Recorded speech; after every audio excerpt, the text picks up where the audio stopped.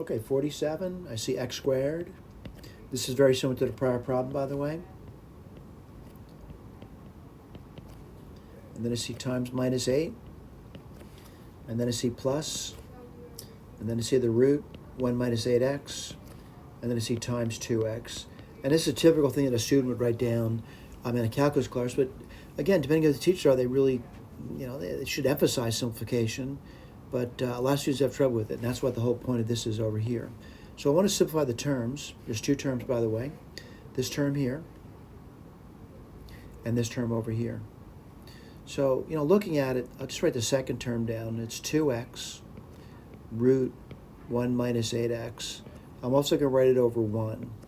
This guy over here looking at it looks like minus 4x squared over the square root of 1 minus 8x. Well, I need to build the other fraction, so it has that. And multiply top and bottom by the root of 1 minus 8x.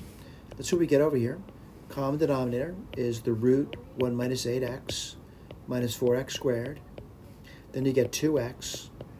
And the root of 1 minus 8x times the root of 1 minus 8x is 1 minus 8x. Let me keep working through it. What do you see over there? Well, let's take a look. Minus 4x squared plus 2x minus 16x squared over the square root of 1 minus 8x.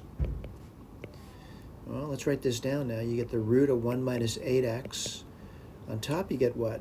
2x minus 20x squared. I'm going to factor the top, by the way. Although it's not really going to add much to the problem, it does add something later on. So I'm going to put a little 2x, and you're going to get 1 minus, well, let's see, that would be 10x then, right?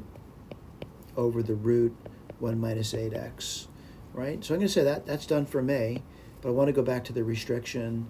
And again, I'm looking at the original problem, this one over here. And what's the restriction over there? Well, 1 minus 8x can't be 0, but it's a radicand, got to be greater than 0. What does that mean? Let's write this down a little bit, piece at a time.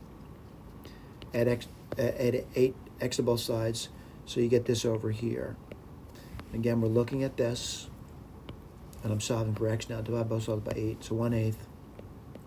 So what does it say? It says the x has to be less than 1/8. So let's just look at the k. Let's see if we're looking at that answer, by the way. And what number is this again? 47. So look at my key, 47. I'm seeing the top, 2x, 1 minus 10x.